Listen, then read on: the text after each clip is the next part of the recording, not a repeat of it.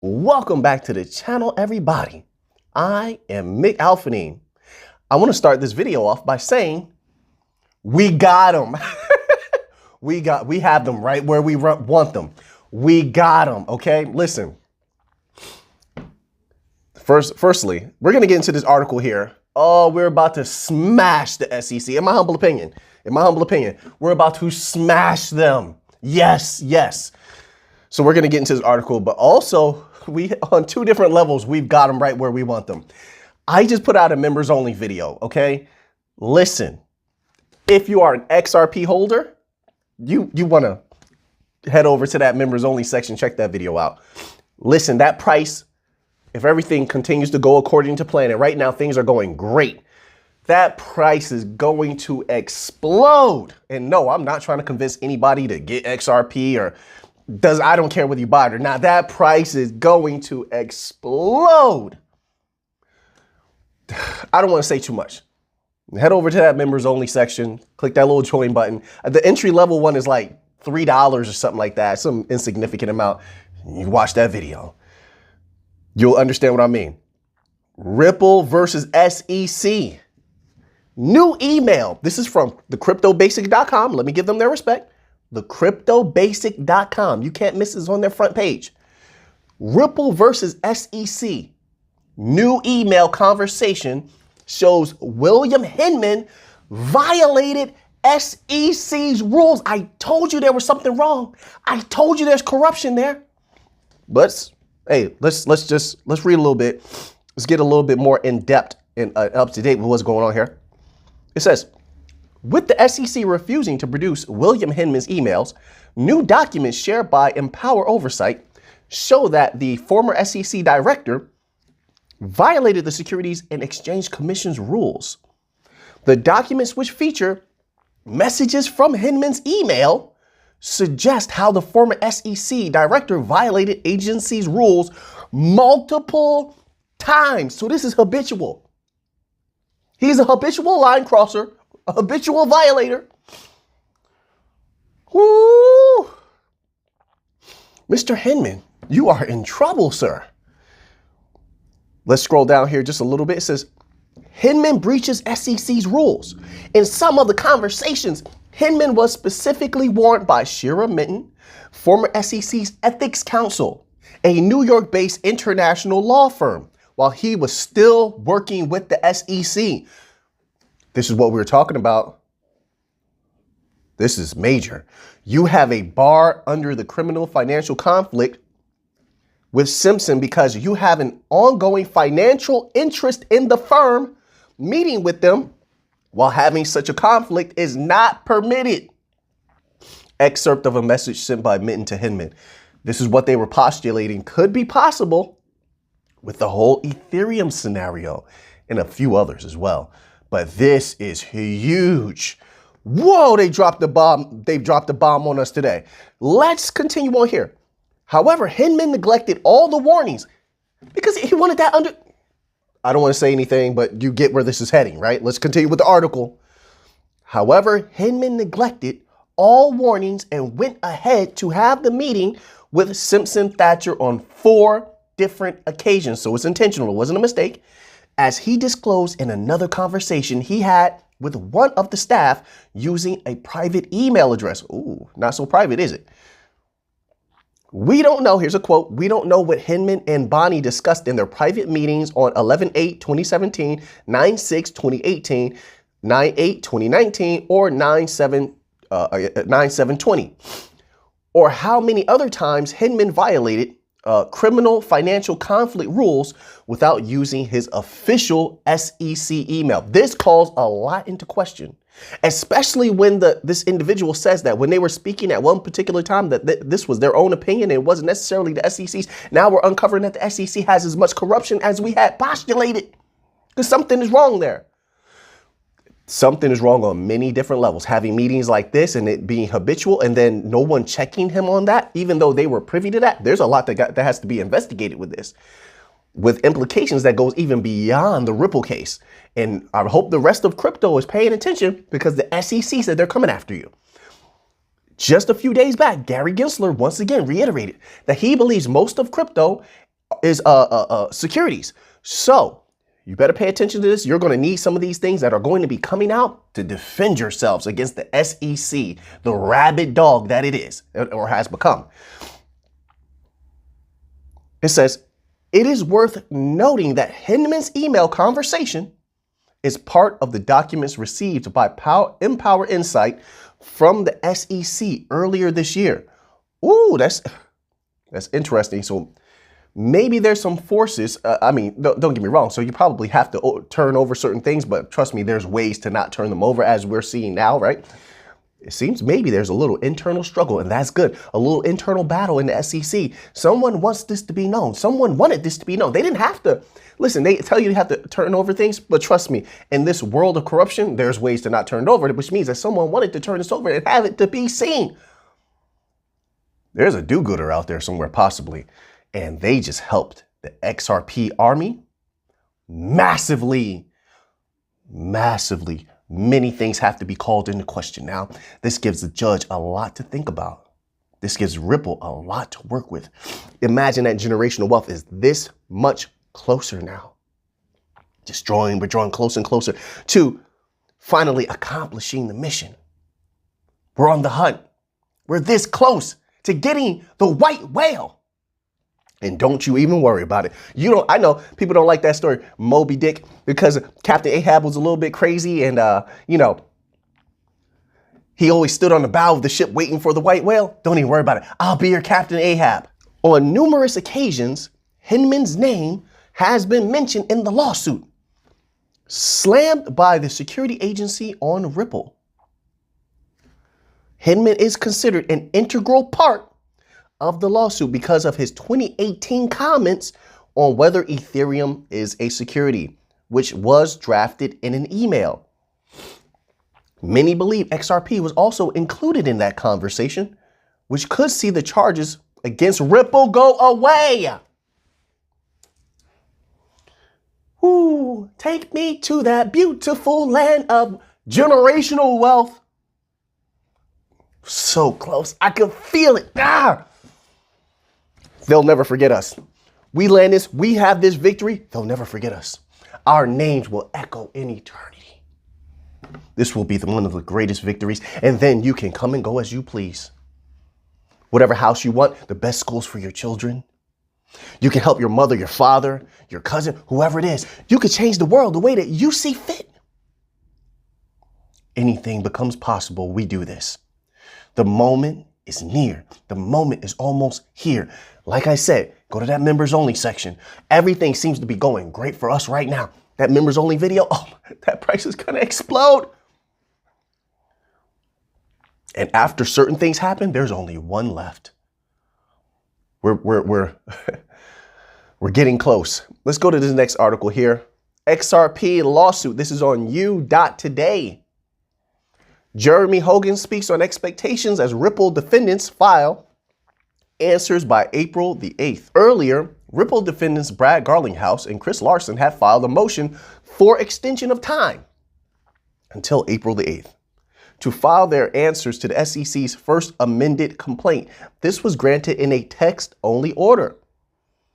In previous updates shared by defense lawyer James K. Fallon, the filing of the individual defendant's answer remains the triggering event. He stated that when the answer is filed, even before April 8th, the date the answer is filed starts the 2-week clock running for the filing of the SEC position on discovery and the joint proposed scheduling order. Within a week of the filing of the individual's defendant's answers, the SEC is expected to inform the court of its position on whether any additional discovery is required. The parties, both the SEC and Ripple, have also been directed to meet and confer as to a briefing schedule for summary judgment motions.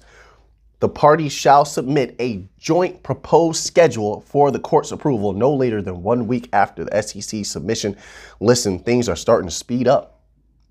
They're starting to speed up. I'm ready. You ready? I'm ready.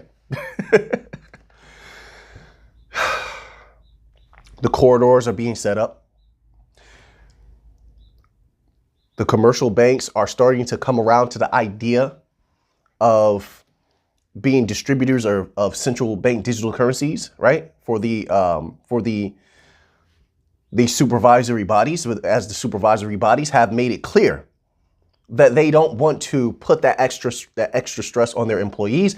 They would rather have intermediaries do it, and they would like the commercial banks to be some of those intermediaries, along with legacy system intermediaries as well, which is going, I don't agree with that. I personally would like to cut the legacy system out, but it's just not possible. Okay, that's just being reasonable. It's not possible. Too much money, too much power. So it keeps them satiated.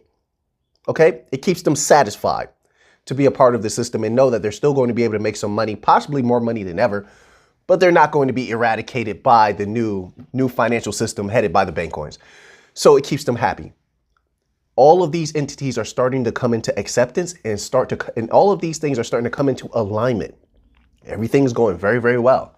The corridors are being set up so strategically and so well. They're undeniable. And I don't think that the governments and banks actually knew what they were getting into when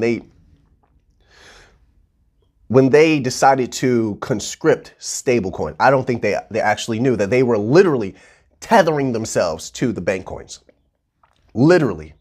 Even if they only used one bank coin, which I don't think so. I think they're going to use a combination of a lot of different types of bank coins. Algorand, XLM, XRP, different corridors will use combinations of different things, okay? Because that definitely is possible. We've seen that. And we don't have to go by what the head of a foundation says. That head of the foundation didn't seem too well informed, in my opinion, because the Bank of International Settlements already has multi-central bank digital currencies and CBDCs, and then also a new CBDC that they're working on, a synthetic CBDC. So they have all of these things going on, but I don't think they understood that they were going to be tethered together, that if you're dealing with digital cash, you're still going to suffer from the same negatives as you did when you had regular cash. Okay, hence liquidity problems. Okay, then also there's controlling the CBDCs as it is digital cash. Then you can't really control it. But now they're talking about, possible limitations for certain accounts. That's a possibility. Listen, I don't think the people are going to take very well of that, in my humble opinion. But I mean, I covered that much more extensively in the members only section. Everything is going very, very well right now. Let's just hope that it continues to go that way. Let's go back to corridors. Corridors in Southeast Asia look great right now. They're doing very well. They're going to explode. You have Ripple rapidly expanding in Southeast Asia. That's huge. We want to keep an update on that. We definitely want them to succeed there. That money is going to be so good.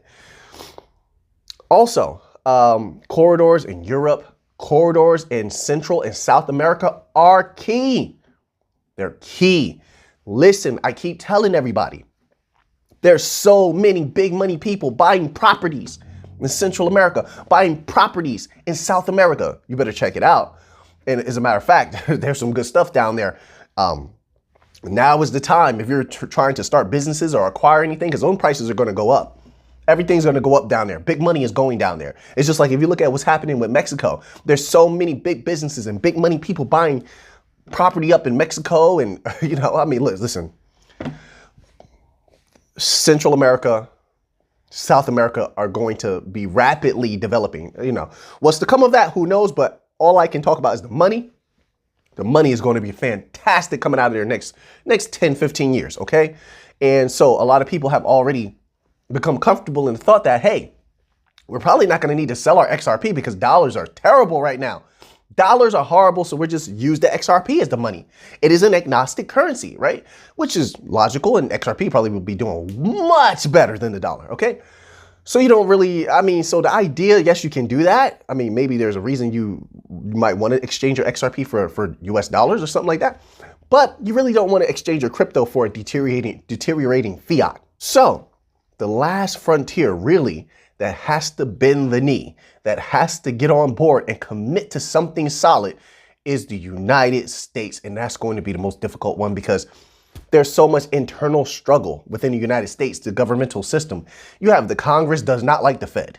They don't like that power that the Fed has. And then so the Fed is kind of quiet. Now, actually, it's very easy actually to talk to the Fed. I put the numbers out there before, it's easy communicating with certain governmental entities. But I encourage everybody out there to reach out to your representatives and such. You can even give a call to some of these banks and stuff like that. But I think they're pretty much on board with using the CBDCs at this particular time. But you have this internal struggle. So you have Congress wants to do some sort of e-cash thing. I don't know what they're talking about. I wouldn't trust that. But then you have the Fed, who has actually been taking its time, doing its research. And while, yes, it would want to maintain its legacy system, it knows that it has to move forward. Went through MIT, who has a great relationship with Algorand. Not only that, but the entities that they use to do the research, Made in Labs, genius individuals. Genius individuals at Made in Labs. All right, I've read their papers. I gave the PDFs to you guys out there. You can also, if you didn't download the PDFs from the members only section, go to Made in Labs' actual website and you can download the entirety of the PDF directly from them yourself. Mind blowing. So the Fed is taking the proper steps to implement a central bank digital currency, which in my opinion, they're definitely going to need liquidity. They're going to need liquidity. I can see them working with someone like XRP or Algorand from the outset. Now, if we're talking about states, I can see states possibly working with Stellar. I think that they will like that. States benefit a little bit more from a system that would be like Stellar, okay? But banks, I think that they would, like say like the Fed, will work a little bit better with XRP and Algorand. And let me tell you something. If they do, those prices will explode big time. It's not a joke. So the last one that we're going to have to tackle, it seems, and don't get me wrong, it's still going to take some time because we still have about 4 years, three to 4 years for us to feel that tsunami. Don't get me wrong. You're going to have waves of money coming into crypto. You're going to have waves of money coming into the bank coins. Different levels. I keep saying it, right? Different levels of parabolic runs. But the tsunami, that tsunami, 3 to 4 years from now, we've had two different entities tell us this. We had Ripple say this, and then in a document recently, we had the Bank of International Settlements tell you that.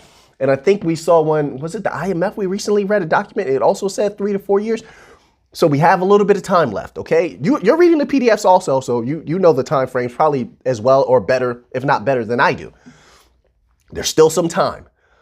But that's for the tsunami, before the tsunami comes.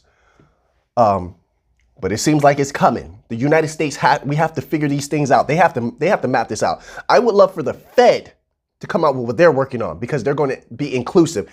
What the Congress is talking about doesn't seem like I got to look a little deeper into that, but they didn't really elaborate too deeply. But I didn't hear anything about working with the fintechs. I didn't hear anything about working with the MBFIs. So obviously, no, I'm not excited about any e-cash the Congress is trying to float through whatever entity is supposed to be putting that out at all.